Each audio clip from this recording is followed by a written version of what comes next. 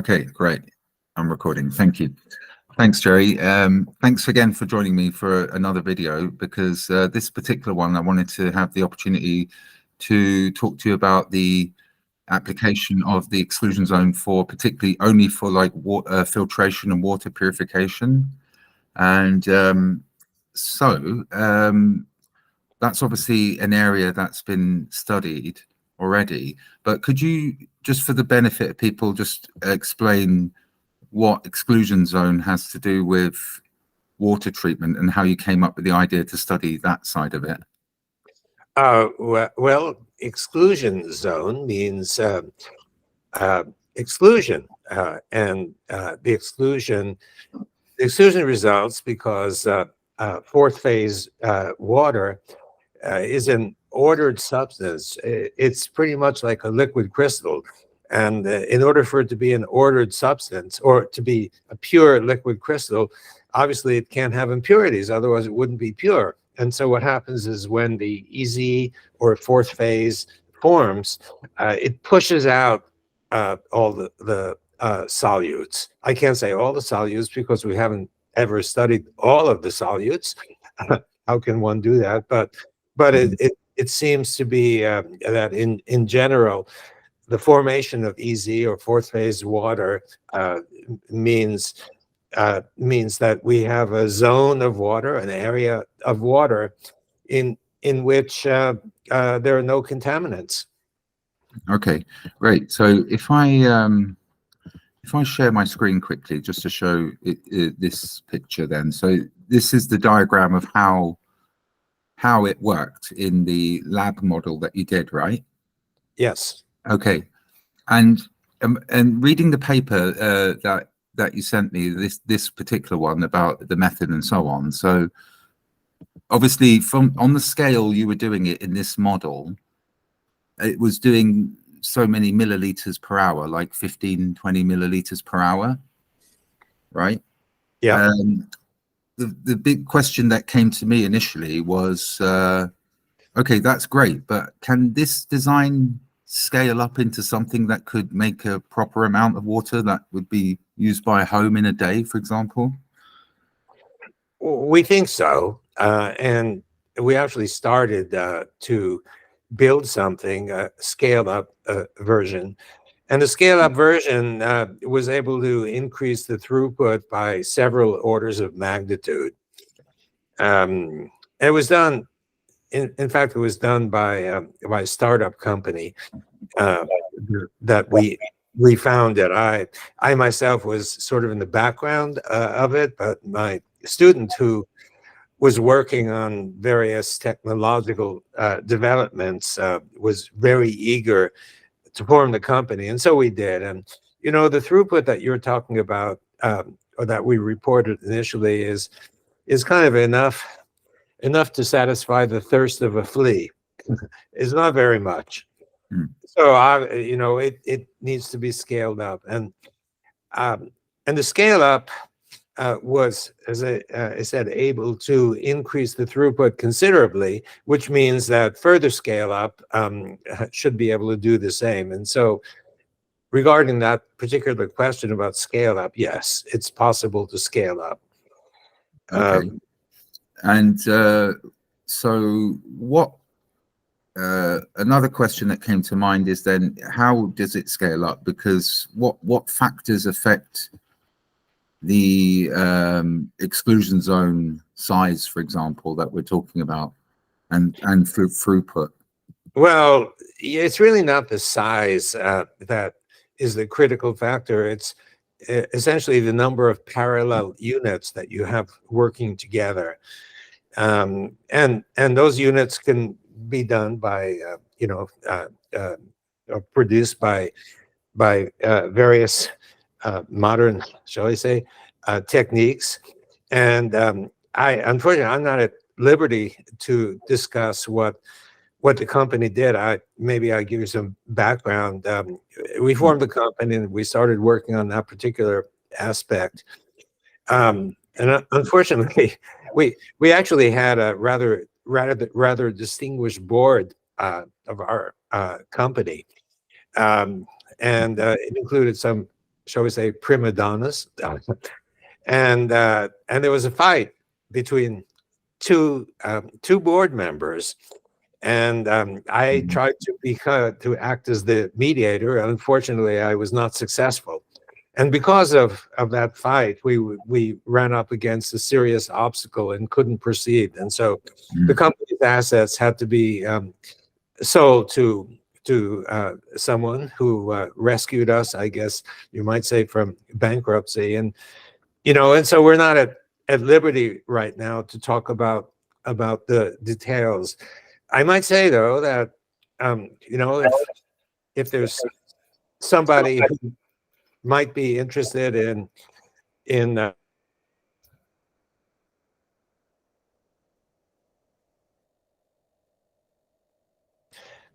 the intellectual property is owned by the purchaser, but the purchaser is actually not particularly interested in pursuing this.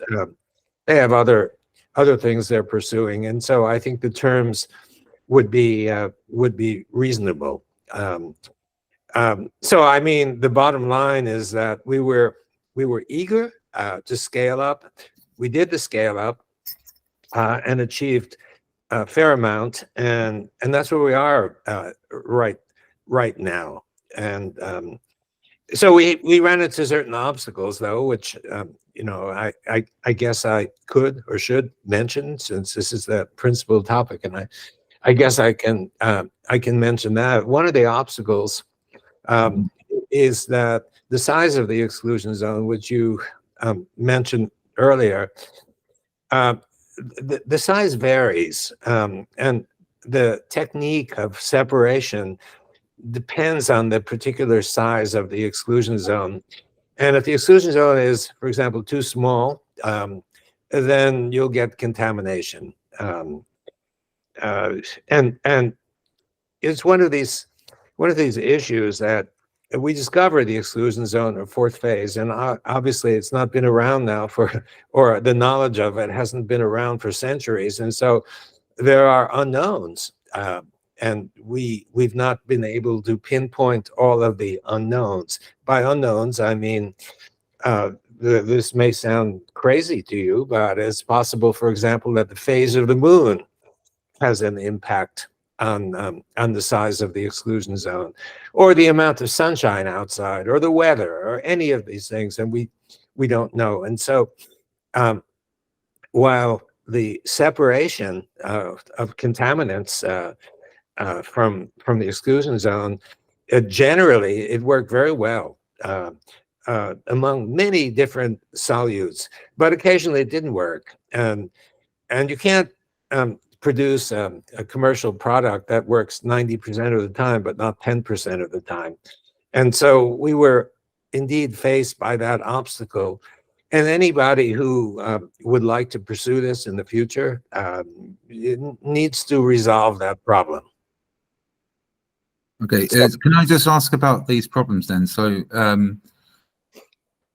is it right that if it's too small or too big, there's a kind of sweet spot for the exclusion zone? Is that right? Yes, the sweet spot, right. Okay, is that to do with like electron arcing? So if it's like too close, it kind of crosses over, and if it's too far apart, it misses, but it has to kind of cross in the right, like between the positive and negative side of it? Well, I'm not sure if the listener will follow what you're talking about, but you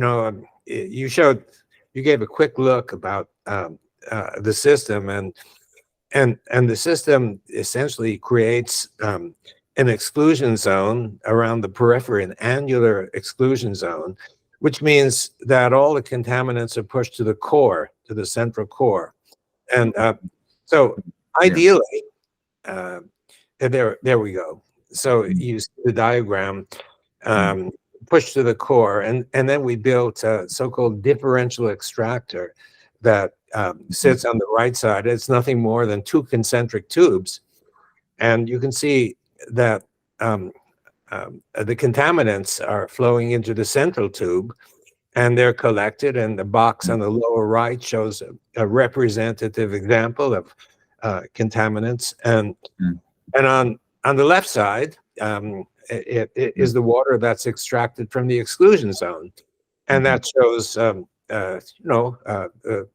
fewer contaminants. And we were actually able to separate roughly as well as 200 to 1 on a single pass. So that was pretty encouraging. Can I ask you about this? Like, I know it was done with turbidity and stuff, but was it done with actual salty water? No. Well, we did some experiments with salty water, and the idea of the salty water was to remove the salt. So the idea was to treat the salt as a contaminant, and we had some promising results. And because we had some promising results, we reserved this for the future, because you can imagine that putting ocean water into this filter and getting drinking water out of it, and the easy water, the so-called drinking water that appears on the periphery. This stuff is good for health. I know that's not the topic of this particular conversation, but we've demonstrated time and again that your cells are filled with easy water, and you need to have sufficient supply of easy water for your cells to function properly. And if your cells are not if they're dysfunctional, even pathological, if you can restore the easy water, or essentially the hydration of the cell, if you can do that through various expedients, you'll get healthy again. And so the filter, one of the side benefits of the filter is that the water that's purified is really easy water. That's the whole basis of the separation. So you're drinking easy water, which is good for health. So now imagine ocean water coming in, and the water that emerges for you to drink is easy water. So as a double benefit, it's got no salt, and it's good for your health. And you can right now, it's possible to take ocean water and get rid of the salt through reverse osmosis. The problem with reverse osmosis is that it requires a huge amount of energy. But this requires no energy except energy from the environment, infrared energy, which half the sun's energy is infrared, and roughly half. And in places where drinking water is necessary, like the Middle East, sunshine is abundant. But infrared energy is coming from all over the place. It's not just the sun. You can confirm that by an infrared camera in the dark. And you got a beautiful image, which means since the sensor is sensitive to infrared energy, not visual, not the visual spectrum, it means in order to get an image that infrared energy is coming from all over. Otherwise, you get no image. So that's why it's used by the military. Yeah, and I'll show you this. We got this double helix water, and I used thermal imaging camera for that, which was actually that's like a different thing, but it kind of like is. Oh, no, it's not. It's not really. But yeah, it's picking up infrared basically. Yeah, that's right. And these I've lost this camera now, unfortunately. But these are my own photos from a guy who had pain in the area that I circled, and then this is at the time in the bottom right corner. So, and then this is 15 minutes later, and this is after applying double helix water, which is something similar to what we're talking about here.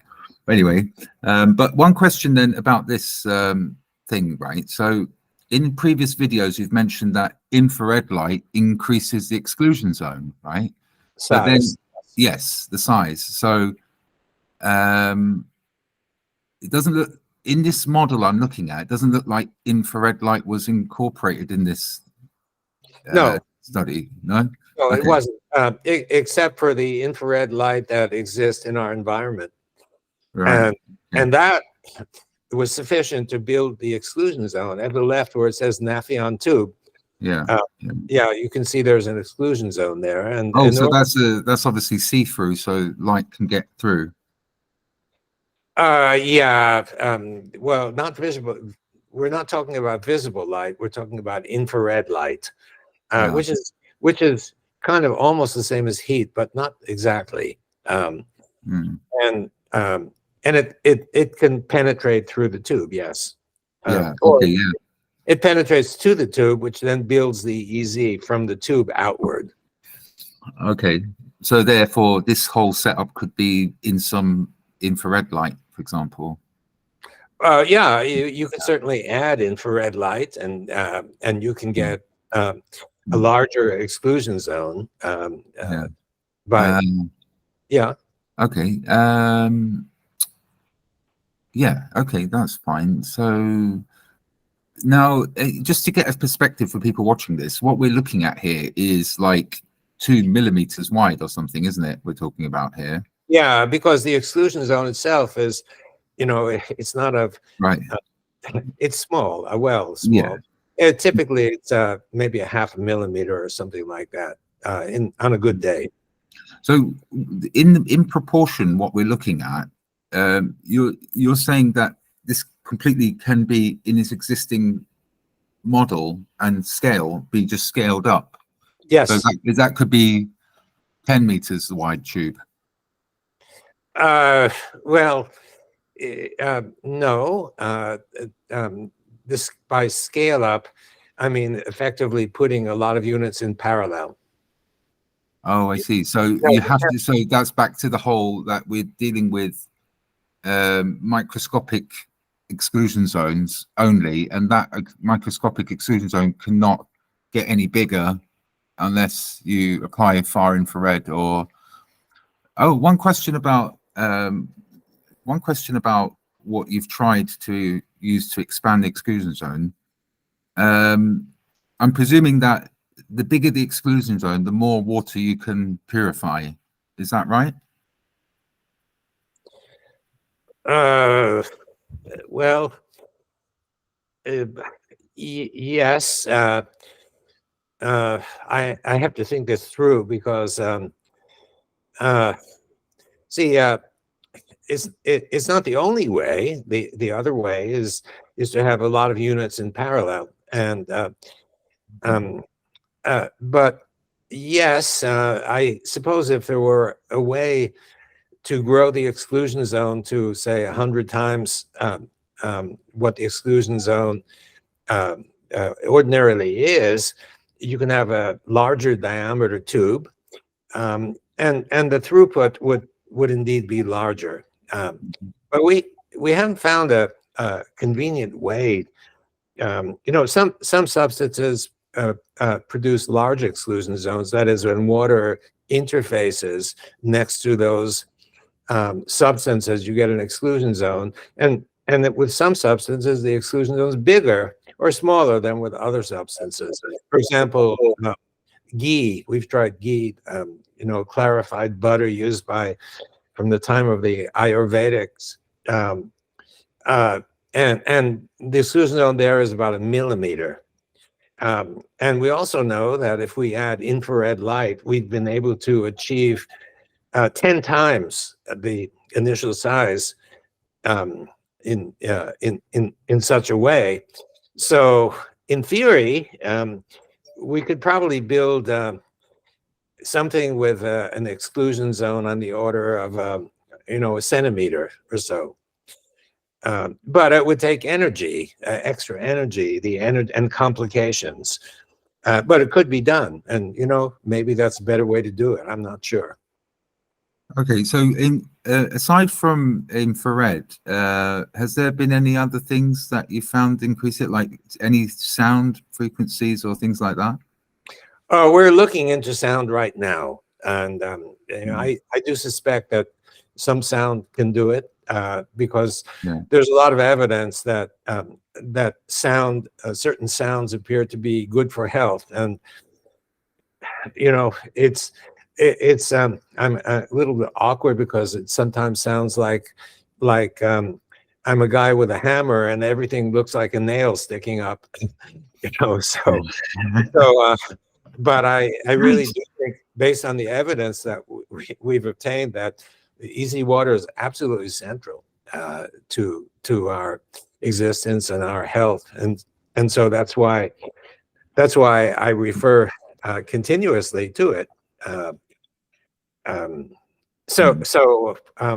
yeah, I mean, there are ways of building, and sound could be one of them, and also electricity.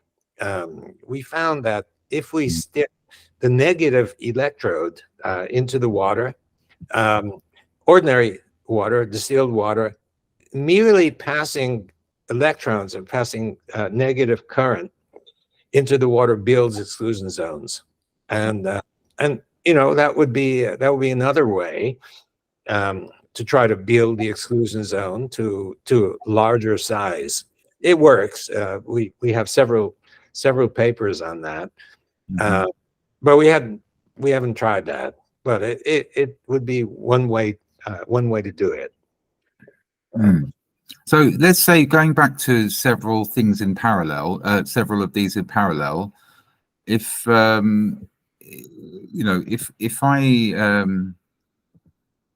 if I had say an average water usage per adult per household per day, say in England, might be about 150 liters.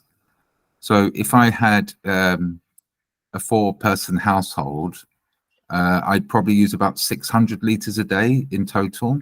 Yeah. For example, let's say I was in the Middle East and I might use 700 or 800.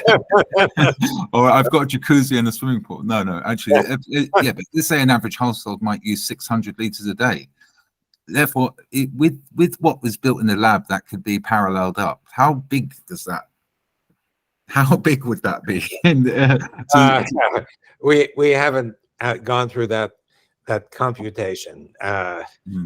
But it's also possible to recycle it through. So you take the output and then put it back through the input, and so you get additional filtration. Now, that might not increase the throughput, but it certainly increases the purity. So I'm sorry, that won't answer your question. I don't know. We haven't done the calculation. Yeah, I mean, what's clear to me, I mean, the reason I want to talk about it is, you're right that water is so important for health, but the desalination community haven't had any innovation for a long time, and they're screaming out for it. And as you rightly point out, the issues with RO and the costs and everything, and the demand's increased as well.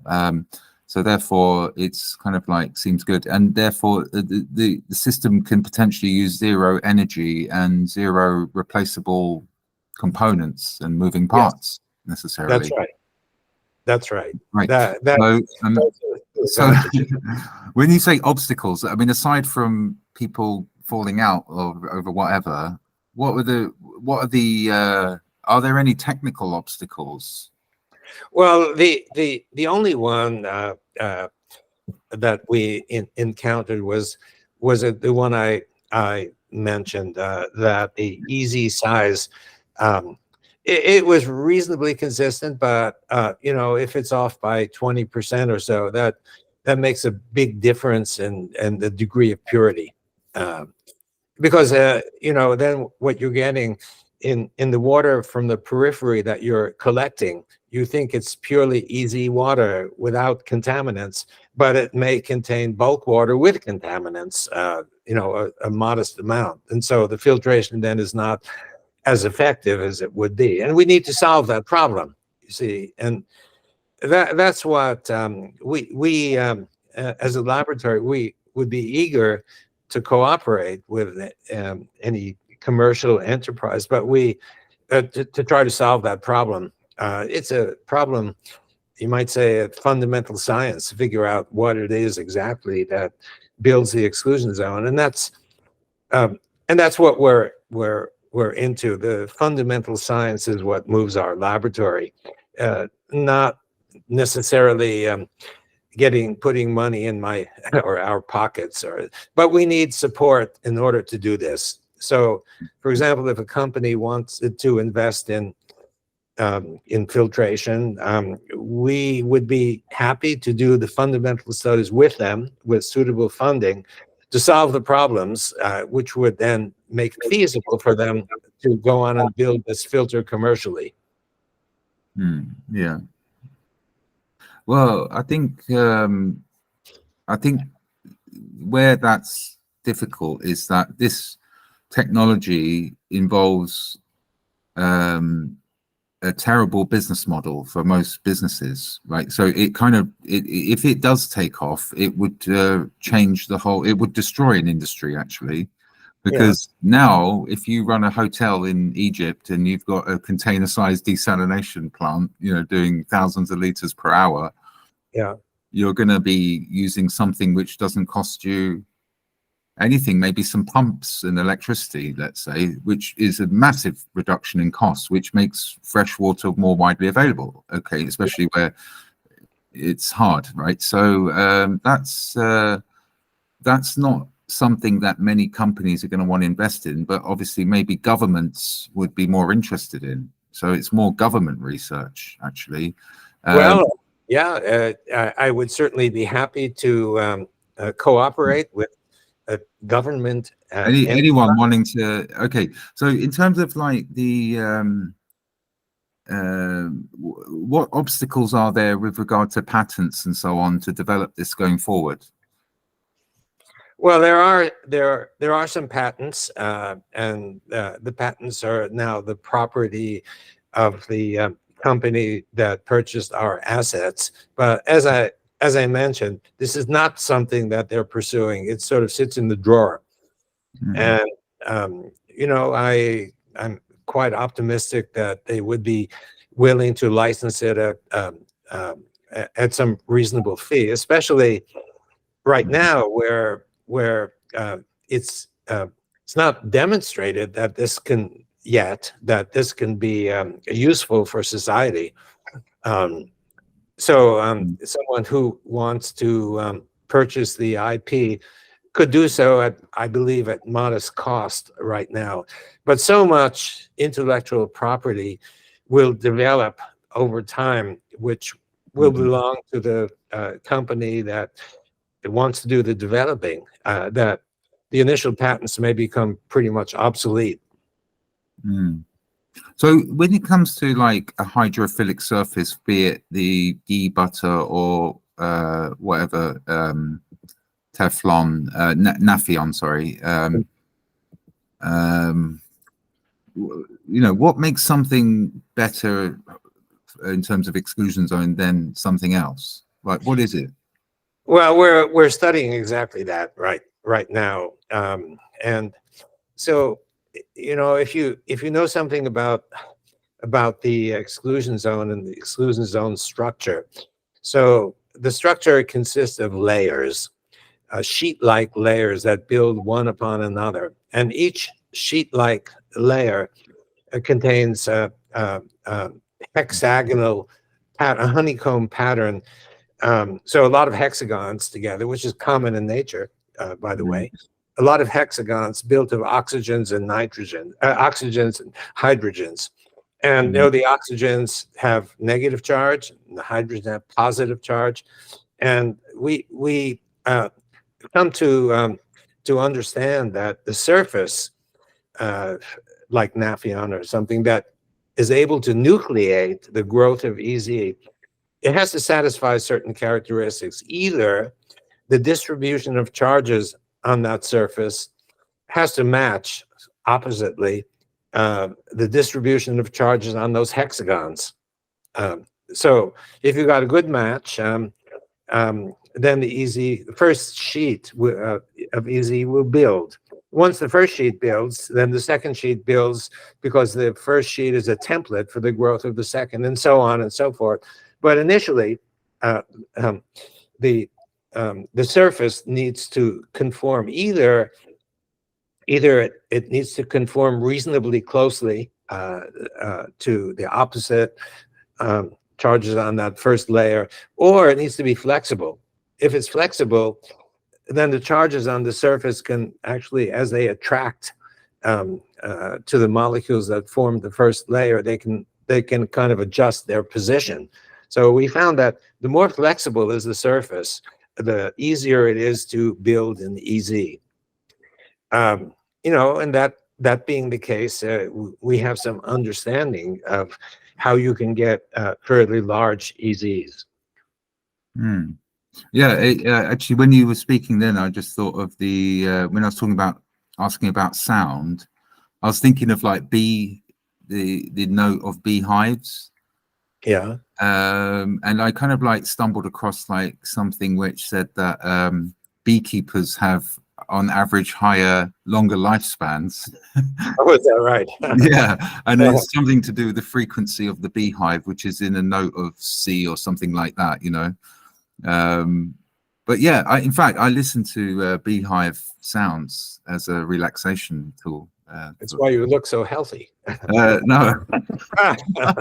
Well, actually, yeah, I kind of researched hair for the last couple of months. So I decided not to cut my hair on my head and beard like I did before, because I worked out like it's to do with what hair is about is the reason why. Do you know why the hair on your arm grows like short, but the hair on your head and your beard can grow really long? Like why? But it's kind of obvious. It's like if you think of yourself like a plant, it's just kind of trying to grow, right? Yeah. And also hair slows down when it gets to it. So if I grew my hair to like this kind of length, right? Yeah. It's going to really slow down the growth. And so same with the beard. Why would that be? It's a really good question, right? And I kind of looked into this, and more I looked into this, I'd never came to a conclusion, but it became more and more obvious to me that it's like a tree growing leaves and branches and plant, and it's to do with light, because your head is exposed to light. And therefore it's to do with the nervous system and the it's electrical, and it's something like that. You will understand the science way more, obviously, but I just know that why all these ancient cultures, whether you go to China or India or Jamaica or wherever, people say don't cut your beard or don't cut your hair. And there's a really good reason. And it's 95% keratin, which is like, it comes from the compost of your body. So when you just cut it, like when you cut it, it's like the body's trying to regrow, and it takes it from the compost, all the minerals that make up keratin, which is what most of the hair, but it has this hexagon, like hair is hydrophobic, right? Because it doesn't. Well, I'm not sure. Yeah, it is, because like hair gets wet, but it doesn't actually absorb water, so it actually repels. Like it's hydrophilic. It's hydrophobic. Sure. Sorry, it's hydrophobic. Yeah, it's not. It's the opposite actually of. So it's almost like the opposite thing. But anyway, I decided that it's probably a good idea to just grow your beard and hair.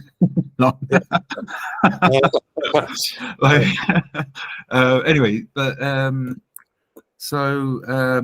just going back to these questions, I just want to check if I've asked everything. So I guess we got to a point where there's more. I understand where you are now with it. So you're currently looking into things and need some funding and development to take this forward. Yeah.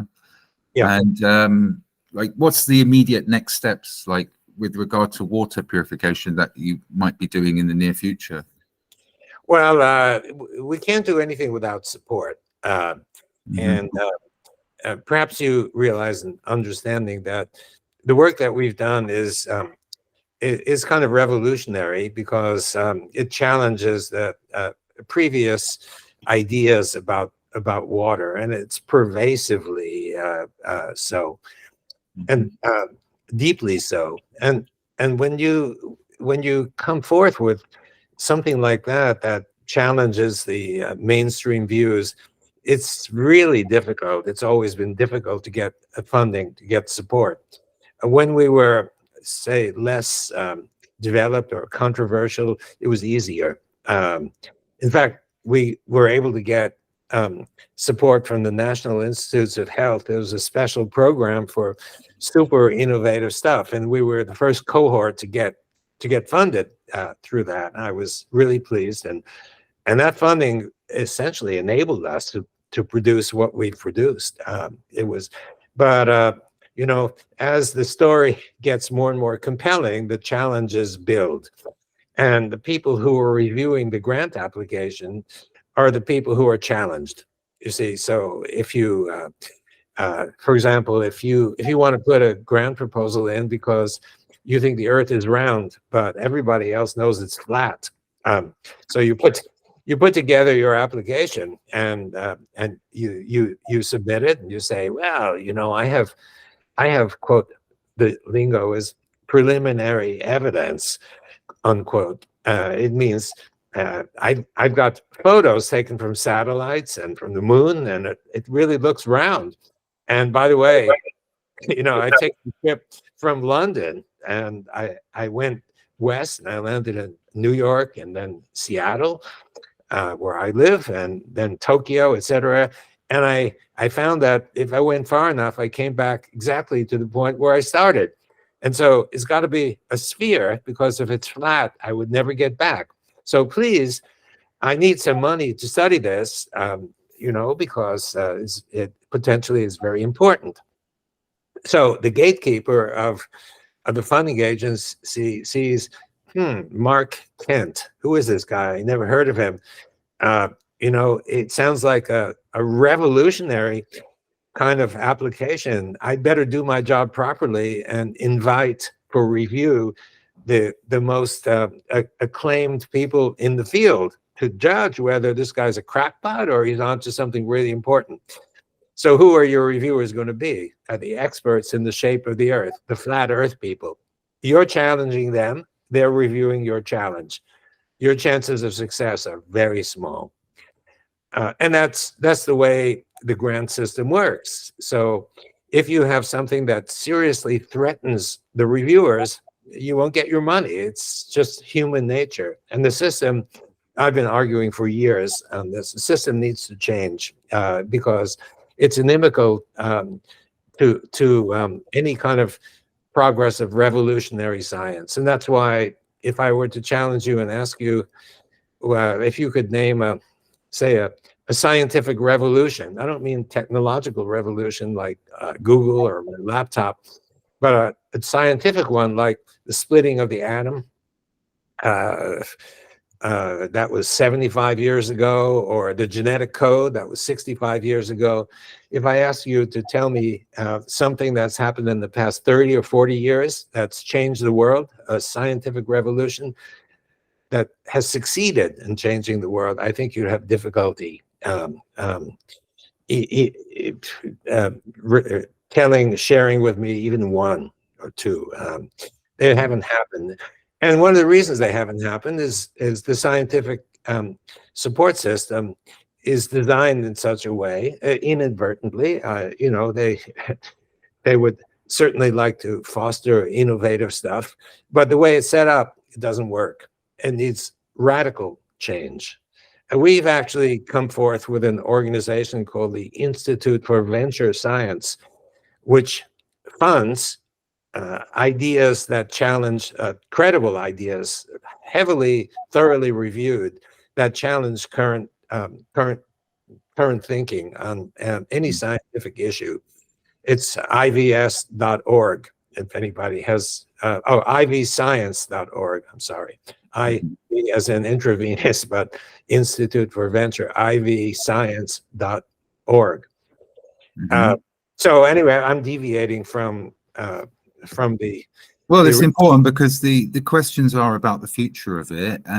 So it's important to point that out. I mean, one thing that springs to mind is that now there's crowdfunding models where people supporting an idea or a project or a concept or a product, you know, yes, actually crowdfund together to develop an idea. I did contact Rella Capital, just so you know, and I got a reply, and they said, "Oh, do you want to have a meeting?" I was like, "Yeah, I'd love to have a meeting," and then I never heard back. So I probably just need to follow up, maybe. But at the same time, these guys have I was going to swear, a lot of money. So obviously they are, and they own the intellectual property. But Yes. actually, I noticed it's expired anyway. So there you go. It's up for grabs now. Well, okay. Well, that's, but anyway, but the point is, I'm not sure how important. I'm not really sure what in this patent it actually really protects, apart from using. I mean, it's using a hydrophilic surface and this thing in water purification, and it's a big patent. Actually, it's a very broad patent, it seems. yeah. Because I can't see how you could design anything to not step on those toes, for example. So actually, the fact it's patented doesn't really help anyone develop it now. But I can see why people do it. I wouldn't like it. I think it's better to open source ideas like this when they're. That's Sure. if the idea is universally preferable or not. As in, is the idea and if this took over from reverse osmosis, say, and other treatment forms, would that be universally preferable? Well, one would have to see how successful it is, and what the limitations are, et cetera, et cetera. Nothing is perfect, you know. The old story is to go from a laboratory demonstration to a practical device, you have to cross over the so-called valley of death. And the valley is very deep, and getting across that valley to the other side, it often doesn't happen. So we're not there yet, and you know, I can't say. Obviously, I think this has a future. Otherwise, I wouldn't be interested in pursuing it. And I'd love to see it pursued, because I think it does show promise. So right. Yeah. I mean, first of all, right. Let me just share my screen again quickly. I just want to show you, because we were talking about beehives earlier, right? Yeah. And somehow the bees form this like hexagonal shape, right? Yeah. But also, have you seen this in geology, right? As in, you see this, right? Yeah. And you see this, yeah? Now, so going back to what that is, right? That's a university geologist would look at that and say, oh, that's formed from lava formation and wind erosion and blah, blah, blah. But lava does not form this hexagonal shape. So this was a tree. What we're looking at here is not a mountain, or I know it's petrified now and it's stone, right? But that's a tree. It looks like a tree. It was a tree, and Yeah. it's a tree that was cut down, right? Yeah. And Yeah. that's why it's got the hexagonal stuff on it. Look, it's everywhere, right? And if it's lying the other way around, it's a tree that's lying on its side and it's cut down. Yeah. But we're talking, you have to, I mean, look at the trees you see in the foreground. These are trees that we know today. I mean, the big redwood trees in California, say, are massive, but they're nothing as big as this tree, right? Well, I can't tell, but it looks pretty large. Yeah. Yeah. I mean, we're talking about colossal sized trees that have ended up, look at that. That's biology before geology, actually. Anyway, that's why, your innovative research thing should look at stuff like that, because that is evidence right in your face of something that previously was biological that somehow petrified and became geological. And there it is right there in the hexagonal structure that you see with the beehives and nature forming that. So only biological systems form that, it seems, all these pictures. But anyway, that's just another side thing. I even with the shape of the earth conversation and everything like that, well, there you go. There's a lot to be looked at with that, and there's other things that okay, there's a reason why people think the earth is a globe, and there's a reason why people want other people to think the earth's a globe, and there's a reason why people think the earth's not a globe, and they want to know more about that, and so on. But to say something about flat earth while we mention it, the people talking about flat earth have got nothing to sell you or gain apart from ridicule. So, but they're not trying to patent anything, that's for sure. Anyway, but anyway, I hope this video we'll put on YouTube, and I hope people interested in desalination and people spending money on it, like in countries in the Middle East and everywhere it's becoming more important, will take notice of your research and discoveries anyway, and sort of look at this. And that was the point of talking about this. It's become vital, but also I get that there's entities out there that don't want it to get out there and do its thing, because the cost is the barrier, it's the exclusivity. It creates the pyramid, Yes. So we want to create a hexagon, well, you've got a pyramid now. Okay, anyway, I hear you. Jerry, is there anything you want to say about this before we finish off? Well, I would just like to say one thing that about another technology, just briefly. The exclusion zone we found is negatively charged, and the region beyond the exclusion zone is positively charged, and that constitutes a battery powered by infrared light. And we found that battery, proof of principle, can yield electrical current, enough, for example, in the laboratory to light an LED.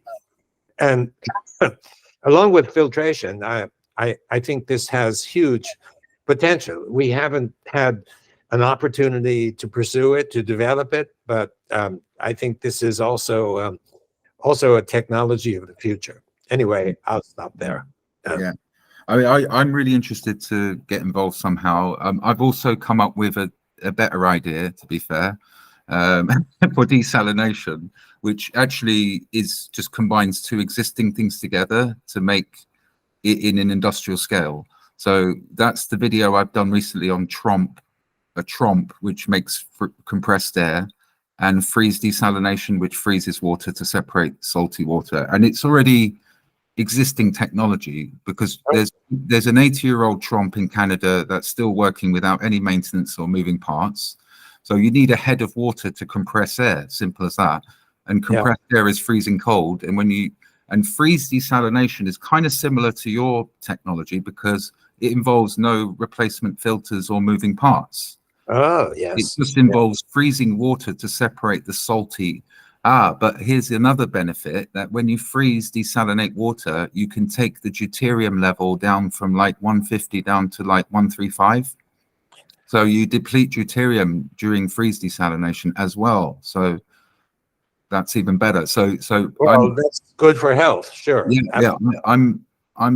I'm looking to generate interest in the tromp freeze desalination way of doing it, because even when you don't have a waterfall, for example, which would be like the perfect place to do it, for example, you can use a ram pump to create a head of water height and drop water down and aerate it to get compressed air at kind of 5 meters below the ground rather than 80 meters or whatever you have to do. But anyway, it's kind of like a practical way. Your way is just way advanced, and just it is kind of groundbreaking fundamentally, scientifically. So that's like what really interests me. But at the same time, it could purify my water at home with no filters that I ever change. Yeah. Well, and maybe no power either, maybe. Yeah. Remains to be seen, and good luck with your developments. I hope they work out spectacularly. Well, the goal is to get desalinated water. How we do it is just up for grabs. I mean, that's why I'm kind of like looking at other ways. And when I saw the patents and what was going on, I kind of thought of other ways to do it. And this way, just tromp and freeze desalination is another way that we could get on with straight away. As a way of doing it everywhere, anywhere. Yeah. I did send that idea to, I'll contact again the European Desalination Society, because they're all about linking interested academics and investment opportunities together. We can talk to them as well about this, because they want to do something as well. I didn't know of their existence. Thank you. Yeah, European Desalination Society. But one of the places I contacted about my idea, and they've just pointed me in the right idea. And I've had replies from some academics who have focused on desalination research, and one of them sits on the board there. But ultimately, it just takes someone to go, right, let's do this in a lab. Let's make a little model like you've done. And that model can be scaled up to a big thing by a river, you know. Yeah, sure. Simple as that, really. So I'd love to do that, you know, because I know that's already going to work. There's no groundbreaking science involved, you know, whereas your idea is much more groundbreaking. This idea is ready to go. Groundbreaking doesn't necessarily imply that it's going to be useful on a global scale, but I hope so. Yeah. Well, I think already something you've made in a lab can possibly desalinate water. Let's say, I mean, it can it can get rid of, say, color and turbidity in water, fresh water. You can see that and that's, you know, 15 milliliters per hour. Yeah, which I could just about survive on, I think. Oh, I'm not sure. Well, it already worked. Yeah. So yeah. Well, I mean, congratulations for discovering that. That's huge, by the way. Well, thank you. I appreciate that. So. Okay. Well, okay, cool. Well, thanks very much for your time, Jerry. I hope to speak to you again about it. And then, okay, Mark. I hope something will have happened in the meantime as well. Okay, take care. Cheers. Thank you for your time. Take care. Cheers. Bye. Bye. Okay. Bye.